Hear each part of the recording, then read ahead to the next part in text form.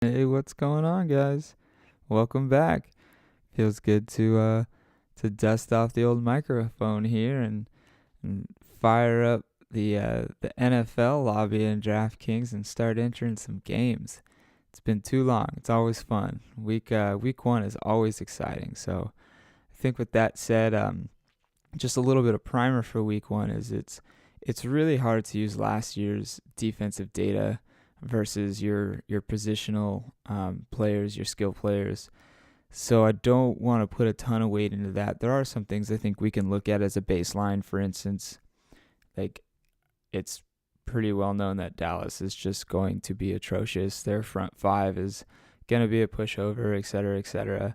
I think you can look at some defenses that were really bad last year that might be somewhat improved this year, or you look at a defense like San Francisco, who is going to have the name, but I don't think they're going to be anywhere close to what they were last year. So I think with that said, that we can use some of the data, like I said, as a baseline and set a lineup and go from there. But for the most part, we're really going to use projections here and look at targets and volume and height in our receivers and our red zone targets. And we're going to use Vegas to look at the projected team totals, which is going to give us an idea for touchdown probability from our players. So if we have a high team total, let's just say of 30 and up, and we look at our skill player, our main positional player, what that's telling us is that they have a higher touchdown rate or a higher probability for a touchdown. So I think with that said, let's get right into this and let's start setting a lineup. I think the first thing that we're going to knock out of the way here is our quarterback. And there's some good matchups to exploit. I do believe in setting a baseline or setting a floor with your quarterback and paying up for it. So with that being said, I do like Colin Kaepernick, great matchup. But the guy that I'm gonna go with is Nick Foles right here. He's averaged 0.69 fantasy points per attempt in 2013, and let's not forget that he does have a decent rushing ability. I know it's small, but look, it helps. Period. Vegas has the Eagles projected to score 31.5 points, which is the highest team total. It's just a smidge over the Denver team total. And I think the best way to get exposure to that is going to be with the trigger man here, Nick Foles. So it's just, like I said, I believe in setting your floor with your quarterback. I believe in that projecting a quarterback is always going to be easier than projecting your wide receivers. Running backs are a little bit easier to project as well, but the quarterback is just like in baseball, your starting pitcher. It's a position that you want to pay up for in your cash games. And as you can see, we're setting a cash game lineup here. We're entering a 50-50. So with that, let's move down and let's grab one of these running backs. And a matchup that I really want to exploit is that Dallas and San Francisco matchup. So you've got San Francisco heading to Dallas, and we're going to scroll down a little bit here because I think the salary is excellent for the guy that we're getting, and we're going to go with Frank Gore. Like I said, we're going to exploit the matchup, and I guess you could suggest that his upside is limited because he doesn't catch passes, and 9 times out of 10, I won't disagree with you on that. I want a guy who's going to catch passes in a format like this. So I do think that his volume will make up for the lack of pass catching. He could touch the rock 21, 22 times. And as I touched on before, like with the projected team total here, I think it's at 28. It's telling us that they're going to score, and we're going to have to look at that and look at the skill position players and say, okay, who has the best chance at scoring? Obviously, Colin Kaepernick has the best chance at scoring, much like Nick Foles, a trigger man, the center of attention. But I think Frank Gore has a very good opportunity here as he does see all of the goal line work. I've heard some guys talk about Carlos Hyde, and I love him. I think he's going to be a great change of pace back and give Frank Gore some breathers in this game. But I think that this salary is far too good, and it's a matchup that we need to exploit, even though he does lack a pass catching ability. So let's scroll down here and let's knock out one of these wide receivers. And the first guy that I want to go with is with a team that has a decent team total. It's not anything crazy. It's not one of the higher ones by any means, but they're going up against the New Orleans Saints, and they're the underdog, which means they're going to be throwing from behind. So I'm going to plug in not Julio Jones, but Mr. Roddy White right here.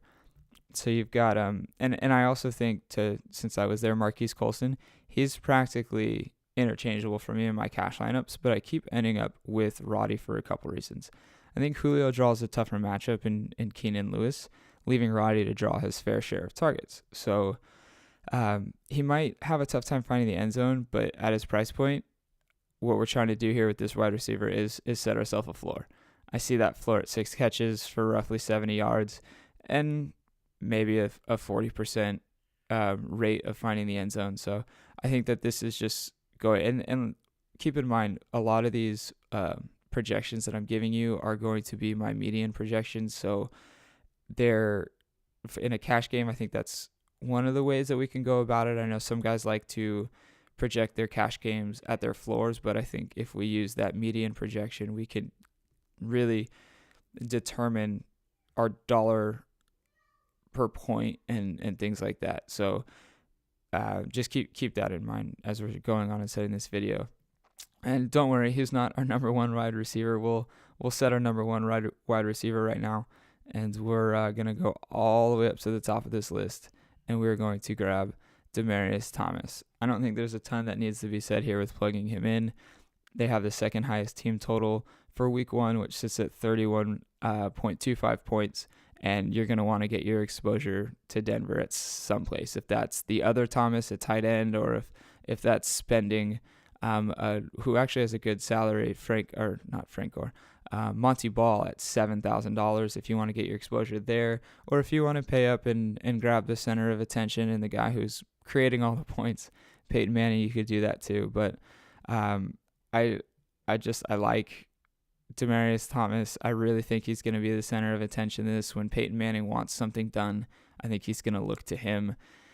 If you don't want to go this high with your wide receiver because they can be a little bit more volatile and you want to spend down, I think you could look at Crabtree. You could go Roddy White and Marquise Colson. I think that's a great cash game play. Save yourself some cap space and maybe upgrade it for a pass-catching running back instead of Frank Gore, something along those lines. Let's go ahead, though. Let's plug in. You know what? Actually, I'm going to leave the defense till last, and I think you'll see why. So let's actually go back to our last. Actually, let's grab our tight end, because that'll change our average dollar amount, and that'll kind of give us a good idea of who we can and who we can't spend on. I think what we're looking to do here, and this is where I said in the beginning, it's hard to take last year's numbers and really extrapolate them to this year, but we do know that Arizona was awful with the tight end last year, and I can't find my guy, so I'm just going to type him in. And I think he's 3,400. There we go. So we've got Antonio Gates in our tight end spot. And this is, I love Ladarius Green as much as the next guy, but I think it might take him 2 weeks, 3 weeks to really emerge. And right now I want to take advantage of a good salary from a team that is an underdog and might have to throw a little bit, and look at Antonio Gates here. There's really not a lot else to be said other than Arizona was the worst defense against tight ends last year. Like I said, don't put a ton of that into it, but it helps us a little bit in this situation. Now for our last wide receiver here, we're gonna have to. That's really good grammar. We're going to have to. I don't want to use the word punt, because in this situation, he doesn't end up being a punt play, just because you're getting a lot of things that are just lining up right for him, and it's Marquise Lee. So we're going to plug in Marquise Lee here, and you've got potentially no Cecil Shorts. Say that one 10 times fast. No Cecil Shorts because of some hamstrings issue. So I think Marquise Lee gets a significant bump.